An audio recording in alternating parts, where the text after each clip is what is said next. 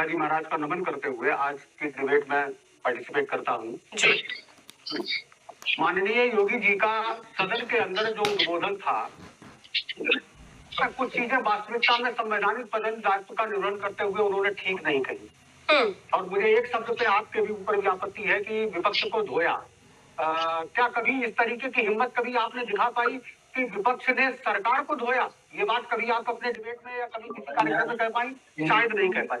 मौका तो दे विपक्ष, मौका तो दे, हम वो भी कहने को तैयार है कि विपक्ष ने सरकार को धोया।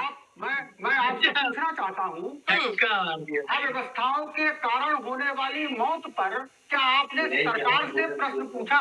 क्या आपने योगी आदित्यनाथ जी से इस्तीफे की मांग की? नहीं की, क्योंकि आप नहीं कर सकते, क्योंकि आपको तो विपक्ष को लपेटना है। खैर, इससे विपक्ष की ताकत पता चलती है कि विपक्ष की आवाज कहां तक बुलंद है। खैर, देखिए, पहली चीज मैं आपको एक बात बड़े अदब के साथ कह दूं, ये भारतीय जनता पार्टी के वरिष्ठ नेतागण, माननीय योगी जी, माननीय मोदी जी या अन्य भारतीय जनता पार्टी के कृत्यों का विरोध भारत के विरोध से कृपया ना जोड़ें। भारत बहुत बड़ा है, बहुत महान है, और इसको हमारे देश के करोड़ों लोगों ने अपनी जान देकर के इसको आजाद कराया है। कृपया इस तरीके की भाषा का प्रयोग करके भारत का अपमान ना करें। क्या विद्युत विभाग में प्राइवेटाइजेशन करने की मंशा सरकार की है? अगर उसके खिलाफ आवाज उठाई जाती है तो क्या ये भारत का विरोध है?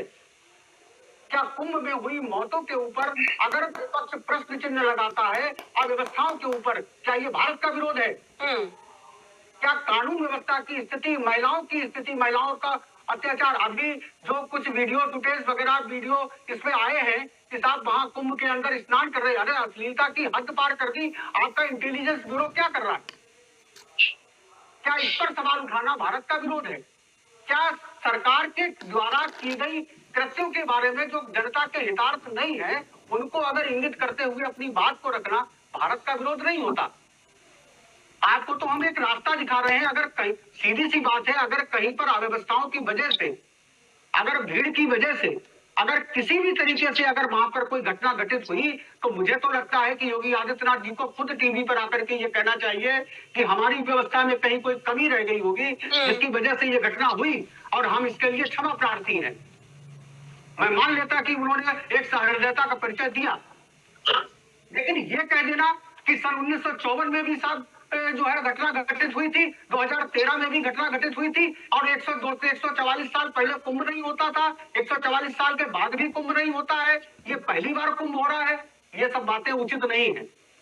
आप उनसे परिवार से पूछिए जिनके परिवार के व्यक्ति इस दुर्घटना का शिकार हुए और उनके यहाँ किस तरीके की स्थिति होगी, और आज सरकार उनकी ठीक है, देखिए भगदड़ में लोगों की जान गई, उनके प्रति हमारी भी संवेदना है। एक मिनट, आज भी ऐसा हो गया। भगदड़ में चाहे 30 लोगों की जान जाए, चाहे 3 लोगों की जाए, चाहे 1 लोगों की जाए, या कोई एक व्यक्ति घायल ही क्यों ना हो जाए, नहीं होना चाहिए, ये चीजें नहीं होनी चाहिए।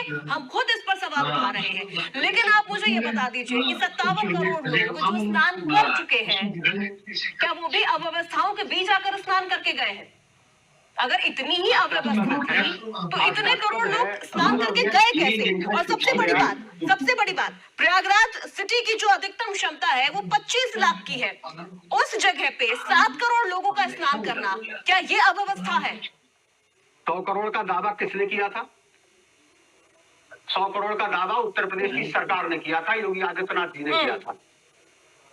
आपने व्यवस्था 100 करोड़ की करी थी और 50 करोड़ आदमी अगर वहां पहुंचने के बाद में आप अव्यवस्था का शिकार हो गए तो इसमें दोष किसका है?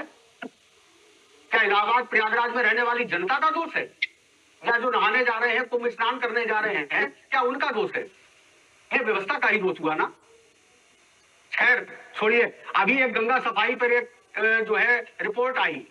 अब लड़ाई कहां शुरू हो गई कि साहब केंद्रीय कमेटी और स्टेट कमेटी, केंद्रीय कमेटी कह रही है गंगा में साहब अवशिष्ट है और गंगा का पानी आचमन के योग्य नहीं है, और स्टेट गवर्नमेंट का जो बोर्ड है वो कह रहा है साहब कि वो है नहीं। तो मुझे ये लगता है कि जो आपसी मुरा कुश्ती में जनता का नुकसान ना हो, कृपया आपसी सामंजस्य बना करके जो सत्यता है उससे जनता को अवगत कराएं और जनता के हितों के आधार पर काम करें। मुझे लगता है कि शायद सरकार इसमें नाकाम है। गंगा की सफाई का बजट के आधार पर भी मैं बात पहले भी कह चुका आपके चैनल पे था कि 20,000 करोड़ रुपए में से मात्र 25% केवल एक्सप्रेस करते हैं आप, और उसके बाद कहते हैं गंगा साफ है। अरे ये सवाल अगर उठाते हैं तो भारत का विरोध नहीं है, हम गंगा के हितार्थ ये बात कह रहे हैं और गंगा के हित में ये बात उठा रहे हैं। इसको समझने की आवश्यकता है। आपके चैनल के माध्यम से भी मैं सरकार से कहना चाहता हूँ कि इस पर ध्यान दें और अव्यवस्थाएं ना हो, इसका प्रिकॉशन नहीं, इसको ध्यान में रखें, जनता को परेशानियां